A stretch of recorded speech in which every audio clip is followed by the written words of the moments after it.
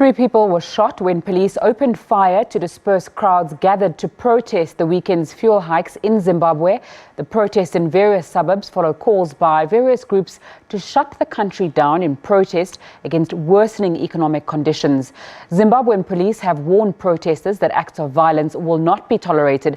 Meanwhile, the military has been deployed at Kaudzana in Harare. Ndlovu and Efet Musekiwa compiled this report.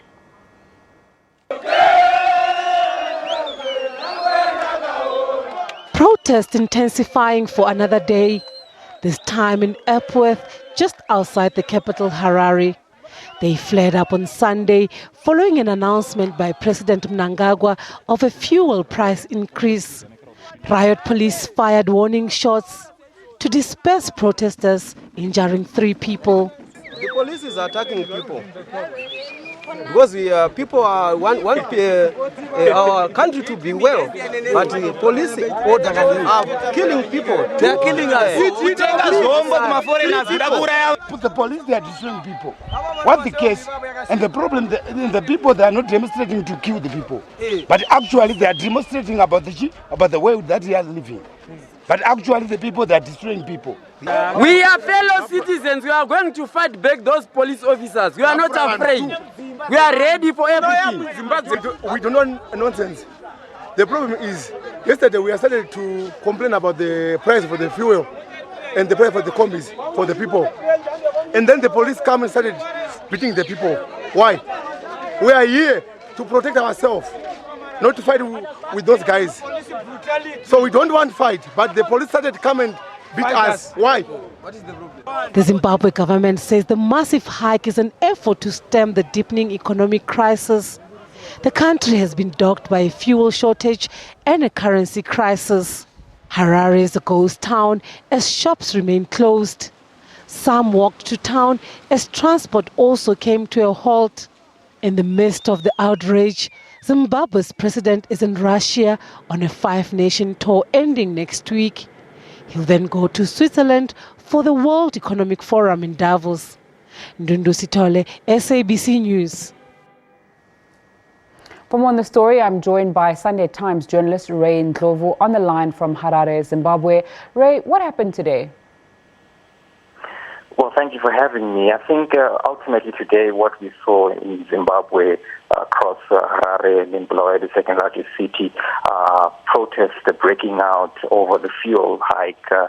And this is in response to calls made by the Zimbabwe Congress of Trade Unions yesterday for people to stay away from their homes. While initially that call was for people to stay away from businesses and homes and from reporting to work, we saw much of really violent scenes then breaking out in different parts of the country, and a sign of the pent-up anger of the deteriorating economic crisis in the country.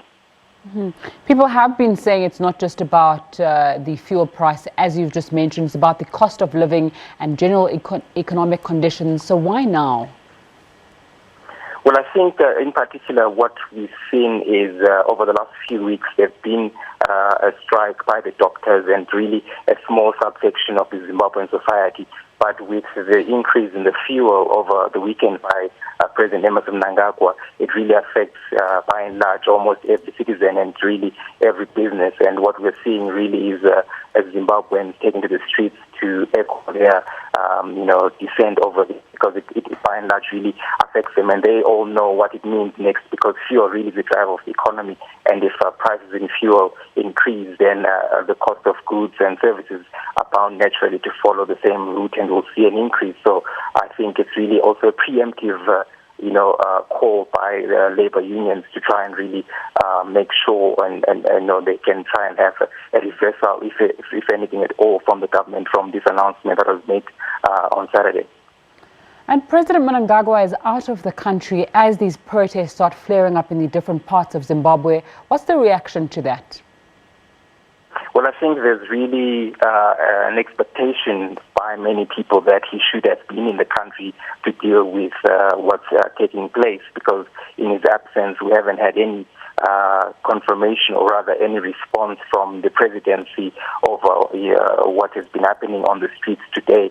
So I think there's really a lot of comments that I've seen from people saying he should have been in the country. Some other world leaders who are facing domestic troubles. So it fit really to cancel their trips to Davos and to attend the World Economic Forum. So President Emerson Mnangagwa could similarly have done the same thing and forego, some of these international trips that he took, to try and deal with the crisis back home. So indeed, and his absence is probably going to be for almost 2 weeks. So it's really going to be quite interesting to watch whether he will cancel any of his trips. But from the look of things at the moment, it appears if he's still going ahead with that schedule after having arrived in Russia today and a couple of meetings set up for him with President Putin tomorrow and some other meetings with the Business Forum in Russia. So it'll be interesting to see if at all he's going to cancel and make a return back home to deal with the crisis that's unfolding. We also know that President Mnangagwa is going to go to Davos with the Finance Minister, Ndlovu. He has spoken about Zimbabwe introducing a new currency within the next year. Talk to us about the reaction there and the reasons for that. I think it's inevitable at some point or the other for Zimbabwe to have its own currency, because right now the bond note, which was introduced in November 2016, has come to a point where it's untenable. And I think the last straw really would be a rejection of the bond note by citizens. So there is a realization and even a call within industry that a local unit must be introduced, at least to be able to allow businesses to begin to trade. And obviously there's been resistance from that front by the administration insisting that, at the moment there is parity between the US dollar and the bond note at 1:1. But that has not been the case in the black market. The bond note has really fallen by over more than 3 times its value against the US dollar. And it's still this insistence again, which has really unruffled a lot of people and businesses really searching and looking high and low for foreign currency to be able to try and keep afloat. And I think it's going to be interesting to really see as to when government will introduce this local currency. But all indications from Ndlovu's statements are that within the year, in 12 months, there will be some changes. But I think the situation really is dire, and 12 months might really be a little too late in terms of making those changes. Sunday Times journalist Ndlovu on the phone with us from Harare. Thanks so much for your time on The Full View tonight. It's time for